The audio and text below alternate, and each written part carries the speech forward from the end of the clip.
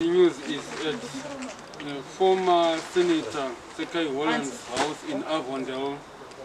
Ms. Holland now has an own NGO, the Zimbabwe Peacebuilding Initiative. Ms. Holland, welcome to our program. Thank you. We understand that the president of the Commonwealth Lawyers Association, Mr. Brian Spears, is supposed to be in the country On Saturday. What happened to the visit? We had just got to the point where Mr. Spears and his delegation, the Institute of Jurists at Queen's University, were buying the tickets that day, and the COVID-19 pandemic, global pandemic, led to them just being told Ireland was not allowing any of its citizens to travel outside the country. So what is going to happen next? As you can see, there was a full program which was to take him around the country, and there was going to be a launch of several projects. We were forced to redo the project. The entire program, which we had just finished of, our project was called Decade 2020 to 2029, and we were going to focus on depolarization, depoliticization, demilitarization, de-weaponization. We've changed that whole program to focus on how Zimbabweans really cope with such a crisis, which is difficult even for people in the Western countries who are very well prepared. So, as you can see all these things around us, we decided to go back again very quickly, because it's part of our project, to how the old women's clubs worked when they came with the colonial process. And women, African women, had no way of learning how to cope with the new system. What happened was, in the 1930s, young women, an 18-year-old girl, in fact, Helen Vera, at Seke here, decided to teach her mother and other police wives at Brayside police station how to iron their husbands' trousers, how to starch it. Very simple things. And it grew into them growing vegetables around their homes, understanding value addition, and everything that they needed, they had around the house. In the 50s, the Federation of Rhodesia in Nyasaland, my mom, and a few other women, and we have got the young people they worked with, were afforded the opportunity to establish radio homecraft clubs, to connect with Helen Mangwende's African Women's Clubs, which had been started in 1938. Now in the 50s, the media connected with the African Women's Clubs. And there were activities around the whole country based on the production they had in the things, Zemawoko, Ogwezandla. They also focused on that in traditional society, the woman has a piece of land called Tseu in Shona, Isivande in Ndebele, where she grew all the consumables of the house. That was traditionally a practice that everybody observed. So the program we are actually now putting in place, which we started 2 weeks ago, but we are going to formally launch for Brian Spears' visit. We should actually say very quickly, all our programs of Zimpi, we are in partnership with MSU, Midland State University, where I am a co-patron for the Midland State University Fundraising Committee. So, my husband also has a youth employment creation project called with Fair Go for Kids, his NGO, where you take philosophy that 60% of food production land on the globe is in Africa. And his idea was to interest all youth in the high density areas to work with, I mean, he can actually explain. That program is at MSU, and of course, you know, we are working with Joshua Komo, Restoration Legacy Foundation, and with Ndabaningi Stole Foundation, and I'm the chair of the advisory committee of the Ndabaningi Stole Foundation.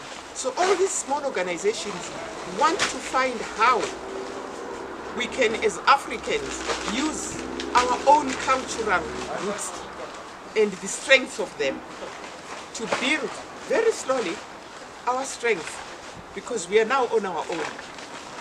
How do we build those? So these are for a food distribution project for Make Peace Happen, which starts next week, but we were going to start ours on the 23rd when Brian Spears was arriving. And we were going to go to Bubi, where Fair Go for Kids has already started working with some households and the children, again in a food production and the food distribution program. So that's what you're here for, to see us getting these things together. We have already started providing an African type of menu where the focus is on peanut butter, these grains that we have in Africa, eggs, a chicken for each household every 2 weeks. But if you're going to give people food, you should give them soap to wash their hands with. And with this new COVID focus, they have to have their gloves. And we have masks for everybody. We have got masks that we distribute to everyone in the household with the food distribution.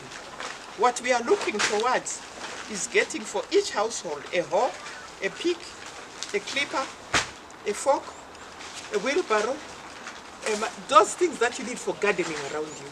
Again, you can't say to people, just plant when they don't have those things. The more important activity we have is seeking the guidance of my husband, because it's independent. Still on the food hamper. That is part of the hamper. You have given us what you feel that you really need. In the past, we have had instances where the donors decide on what they will give. What's your comment? No, this hamper came from the people who we're talking to. They just said, you know, how do you give us mealie meal? So we've got beans, an assortment of vegetables. For those that have already got their hampers, we've got the ingredients you need for cooking: salt, cooking oil. We are trying to get people to understand how to do cooking oil from animal fats. The chickens that they'll get a live chicken each per fortnight. So the decision on what the hamper would look like came from the people. They wanted their own staple food. Now, if I could just go on with what I was saying, which is that the Western countries are now using their own resources to cope with their own crises. And we are in very close touch with Helen Clark and what's happening in New Zealand. And we are watching Mayor Andrew Cuomo religiously to see what they are doing in New York. And we are watching what the other African countries in China, in the UK, what are they doing? And we are watching at the discussions, and we know we are on our own. But I should quickly say, I am told that there is support available from the different traditional donor agencies. But the important thing that we need to understand now is we should start to build our own capacities. But we are including the government. The government is struggling. We are trying to move away from the spirit in Zimbabwe today that the government should do everything. What we have found in dealing with the government is that they have got brilliant programs on the table, but there is no communication, even within ministries, about what they're doing. And there's really very little communication with civil society on what they are doing. So, as an elderly person, it's very clear that we have to start doing little things to support government initiatives and to encourage our government to communicate with the people about what they are doing, because the communication is not there. Now, I'd like my husband to answer where we got the money for all these things, because the feeding we have been doing in the past has come from my husband. And I really want to thank him for having carried us to this point. But well, we've got some very good connections in Australia, based in an organisation called the Zimbabwe Information Centre, ZIC, and they have very kindly raised funds in Australia, and that is what has enabled us now to expand the assistance that we're giving to families here. And you can see this is just today's delivery of maize and other goods. On other days we've had more along the line of groceries, for example. cooking oil. Today it's the major distribution is the maize itself. Maize So we meal. really, maize meal, I mean. So we really do want to thank the Zimbabwe Information Centre in Australia for the financial support that they have provided. It's been very kind of them, very generous, and it's enabled us to continue to help families who are in a very difficult situation at the moment because of the economic impact of the stay-home rules under the coronavirus.